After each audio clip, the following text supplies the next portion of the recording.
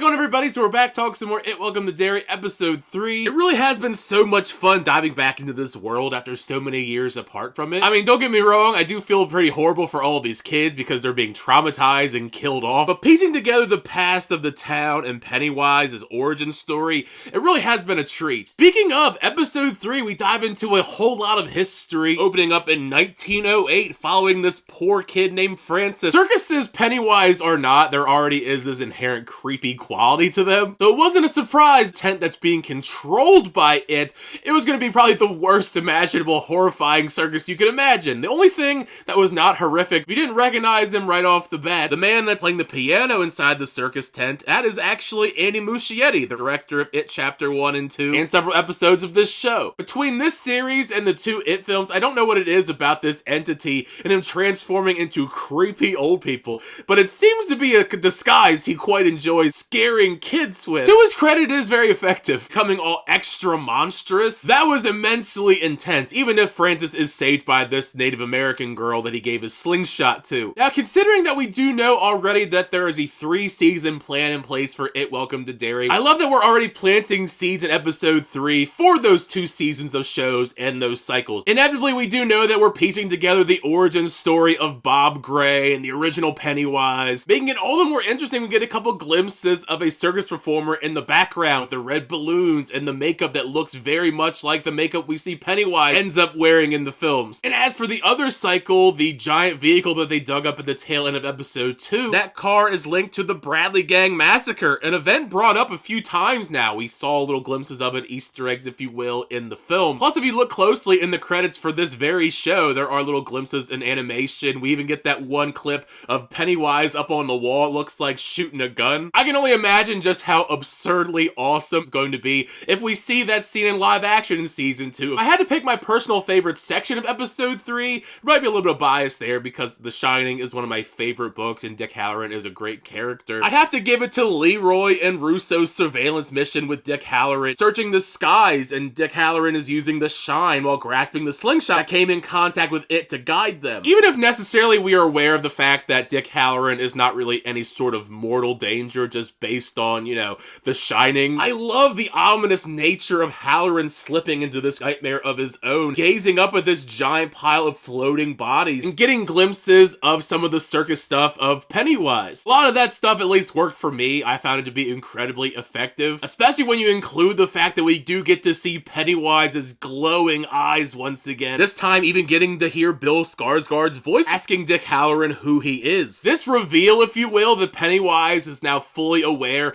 of the government and people poking around in his business does make me incredibly fearful, so I can only imagine it's going to get a lot worse for them. Part of me was kind of on Dick Halloran's side. I think they should just leave him alone, but we know that wouldn't make for a very interesting show, now would it? You know, for all of the fuss that they made about Lily getting sent to Juniper Hill Asylum at the tail end of episode 2, it didn't really end up mattering all that much. Surely I thought she was going to be away for at least an episode or 2, but no, she's right back in school trying to make things right with Ronnie over what's happening with her father since they're threatening to send him to Shawshank to fry. Sometimes I have to enjoy the simplicity at play in the solutions these kids have to make as far as proving that Ronnie's father is innocent. How are they going to prove that this evil shape-shifting creature that kills people is real? Let's go try and photograph this evil creature with a camera from the 1960s. It'd be one thing if it was like phones of today's age where you can actually have crystal clear 4K images. Circling back around to the 1908 flashbacks that kicked off the opening, we get the reveal that the Native American girl is actually Rose, who they introduced already earlier in the season. In some ways, she feels like she's sort of filling in the Mike Hanlon role in It Welcome to Derry, as she is this character who has this rich history because she has never left Derry, so she's never forgotten the events that happened. And that's besides the fact that she clearly has a lot of knowledge on the creature because she saved Francis from getting killed by him. What irony, because the little boy in those flashbacks, if you could have guessed by now, that is actually General Shaw. Pretty cool to have 2 people in this show that have actually had encounters with the It creature and survived. What's so fascinating about them being on the opposite sides of this conflict inside of Derry, the military digging up this sacred land, their reunion kind of hammers home something that we have seen mentioned in the films, that if you leave Derry, you do start forgetting everything that happened inside of this town. So that does make sense why General Shaw seems so intent on finding the creature, because it does have a history with them. At this this point, I'm just curious if inevitably his storyline is going to intersect with the kids because they're dealing with their own issues right now trying to survive the creature. Earlier in the season, I may have preemptively called this group of kids a pseudo-losers club, and then 2 of them died. I was not expecting 2 of the characters set up to be the main characters to be killed off episode 1. I don't want to jinx it, but I like what we're doing here with Ronnie, Lily, Will, and Rich as far as making them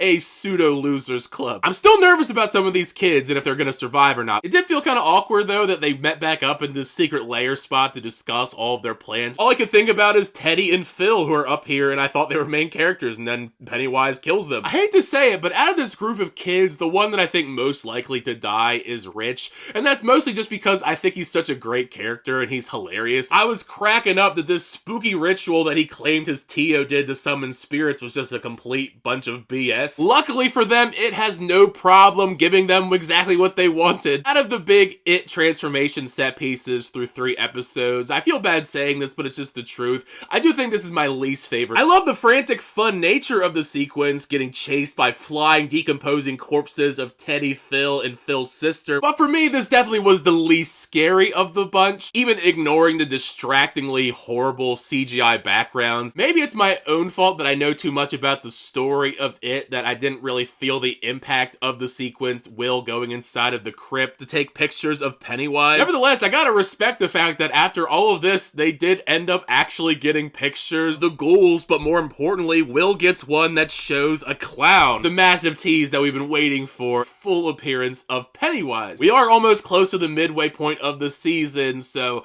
you know, it's only a matter of time. They can only tease him for so long. Once you get a chance to check out the episode, though, make sure you share your thoughts down below. What'd you think of episode 3 of It, Welcome to Derry? Did you like the episode? Did you not like the episode? Share any thoughts down below. If you have any theories also where you think we're going to go with the rest of the episodes, I'd love to know those as well. Thank you guys, as always, checking out videos. I always do appreciate it. Make sure to like on the video and also subscribe to the channel so update reviews, reactions, unboxings, and more. Until next time, I'll see you guys later.